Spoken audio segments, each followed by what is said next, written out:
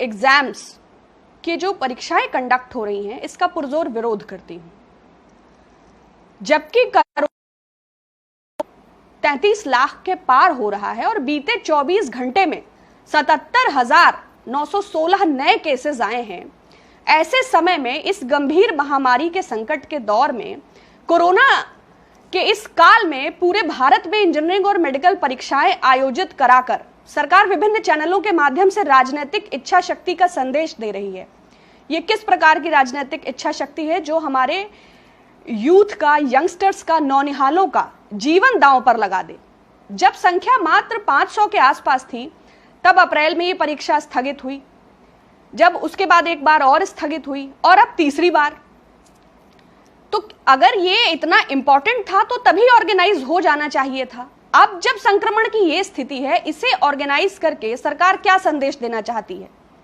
ऐसी ही इच्छा शक्ति के साथ नोटबंदी जैसा फैसला लिया गया, ऐसी ही इच्छा शक्ति के साथ जीएसटी जैसे फैसले लिए गए, और ये सारे फैसले इच्छा शक्ति नहीं, जनता पर इम्पोज करने जैसे हैं, काले फैसले हैं। हर बच्चा अपने माँ बाप के लिए इंपॉर्टेंट होता है, वो अपनी फैमिली की उसका एक हर बच्चे का अपने पेरेंट्स के लिए बहुत महत्व है।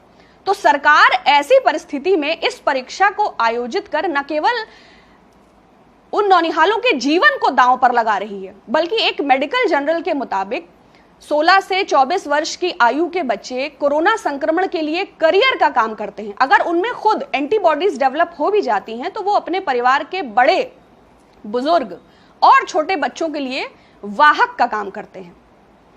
सरकार का कहना है कि जो भी स्पेशल पैरामीटर्स हैं वो फॉलो किए जा रहे हैं, जो भी एसओपी हैं और जो भी उनका गाइडलाइंस का पालन किया जा रहा है। तो अगर ऐसा है तो इंडियन मेडिकल एसोसिएशन के रिपोर्ट के मुताबिक 1500 पैरामेडिकल स्टाफ की मृत्यु हो चुकी है। लगभग 196 डॉक्टर्स कोरोना संक्रमित होकर अपनी जीवन गंवा बैठे हैं। अब उस हानि को उसके परिवार समझ सकते हैं, उनसे जुड़े हुए लोग समझ सकते हैं। तो इस आपदा काल में इसको आयोजित करने की सरकार की क्या जिद है, क्या मंशा है, क्या इच्छा शक्ति है, और इस दुर्भाग्यपूर्ण फैसले को सरकार क्यों इंपोज कर रही है, इसको क्यों जबरदस्ती लागू कर रही है, इसको सरकार स्पष्ट करे। शिक्षा मंत्री पोखरियाल, उनका बयान है कि ये तो प्रखरता है और इतना डाउनलोड हो चुके हैं इतने एडमिट कार्ड्स। जब आप लोगों को मजबूर करेंगे तो वो पब्लिक ट्रांसपोर्ट को भी यूज करेंगे, तो वो किसी तरह आएंगे भी। लेकिन अगर एक सत्र शून्य हो जाता है तो क्या ये जीवन से बड़ा विषय है? नहीं। और अगर है तो उनकी अगर मतलब ये जो 17 मजदूर ट्रेन के नीचे कट गए थे, जो ये लाखों तमिलनाडु और बंबई से पैदल चल के लोग आए थे, जो भयानक आपदा, सरकार की ना समझी, सरकार की कोऑर्डिनेशन की कमी, सरकार की राज्य सरकारों के साथ यूनिफॉर्म इंटीग्रेटेड अप्रोच ना होने के चलते जो कष्ट उठाया, उसका जिम्मेदार कौन है?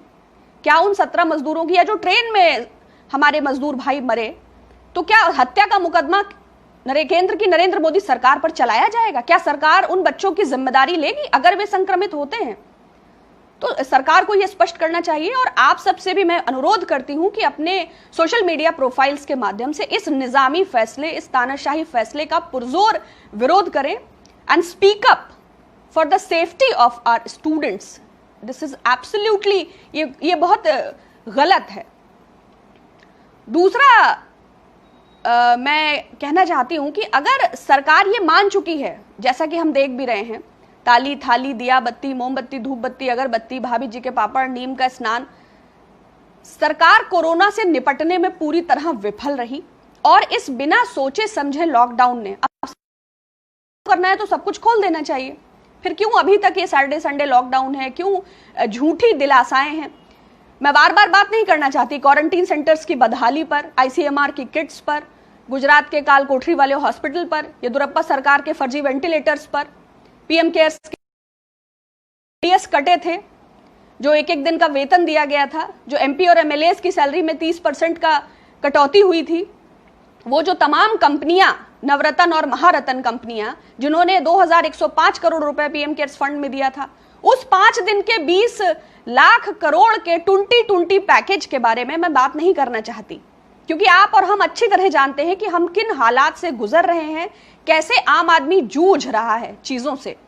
वो लाखों लोग जो अपनी नौकरियां गंवा चुके हैं, जो गरीबी की रेखा के नीचे आ चुके हैं, जिनका रोजगार नष्ट हो चुका है। तो सरकार से रहम की इल्तिजा है, सरकार से गुजारिश है कि हमारे बच्चों पर दया करें। इस बाढ़ के काल में असम के क्या हालात हैं और राज्यों की क्या स्थिति है, 7 गैर भाजपा शासित राज्यों ने भी इसकी रिक्वेस्ट की है, लेकिन चूंकि मोदी सरकार फैसले पार्श्विक शक्तियों के प्रभाव में लेती है, तो उसको आम आदमी और जनजीवन के क्या हालात हैं इससे उसको कोई फर्क ही नहीं पड़ता है। दूसरी महत्वपूर्ण बात, मैं निर्मला सीतारमण जी ने लिखा है, कोविड-19 इट्स क्वाइट फनी। ये वही निर्मला सीतारमण जी हैं जो प्याज लहसुन नहीं खाती हैं। ये वही निर्मला सीतारमण जी हैं जिन्होंने बताया था कि मिलेनियल्स के ओला उबर को प्रेफरेंस करने के कारण ऑटोमोबाइल सेक्टर में भारी गिरावट आ गई है।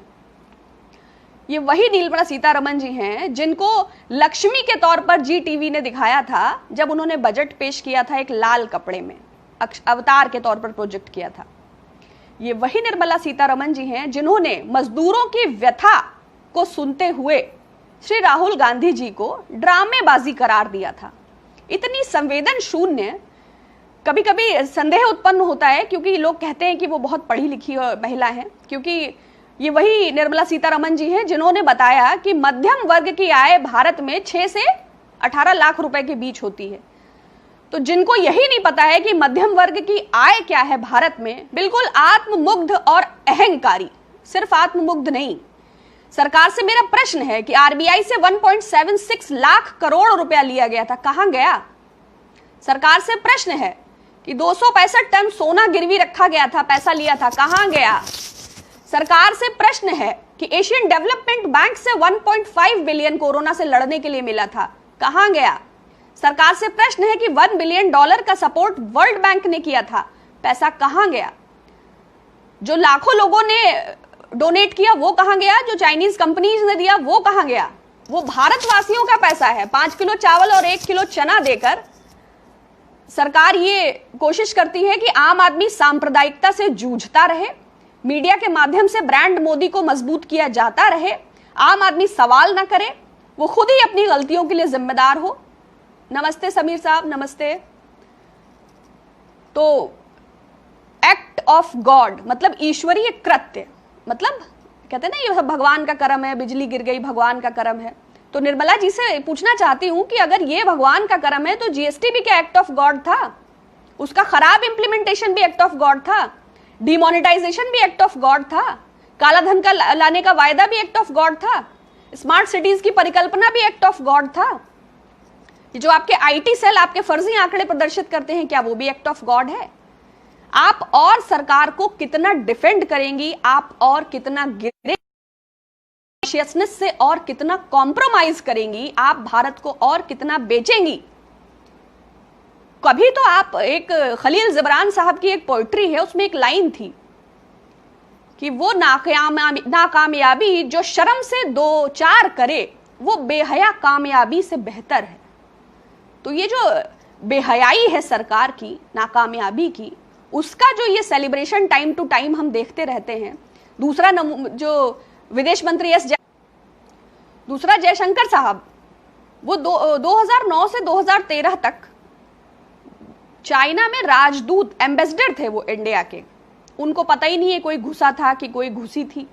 तो निर्मला सीतारमण जी, एस जयशंकर जी जो पढ़े लिखे हैं, जिनको भारत के लोग उम्मीद से देखते हैं, ऐसा लगता है कि अपना जमीर इन लोगों ने बेच दिया है। सिर्फ मोदी सरकार की ब्रांडिंग, सिर्फ मोदी सरकार का प्रमोशन, सिर्फ मोदी सरकार को प्रोजेक्ट करना, डिफेंड करना। और निर्मला जी से तो यह भी प्रश्न है कि उनके फ्रांस जाने के बाद HAL, हिंदुस्तान एरोनॉटिक्स लिमिटेड में 89.97 सरकार की हिस्सेदारी है। फिर अनिल अंबानी दिवालिया, 1 लाख करोड़ का NPA है, उनको क्यों कॉन्ट्रैक्ट दे दिया जाता है रफेल का? वाई? हवाई अड्डे लगातार अडानी साहब को दिए जा रहे हैं। एयरपोर्ट अथॉरिटी ऑफ इंडिया के मुताबिक 486 हवाई अड्डे हैं, एक साथ दे दीजिए। बार बार निविदा करते हैं, बार बार टेंडर, बार बार पारदर्शिता, बार बार अपेक्षा, बार बार सफाई। उड्डयन मंत्री उनको बना दीजिए, सारे हवाई अड्डे उनको दीजिए, समस्या खत्म हो जाएगी।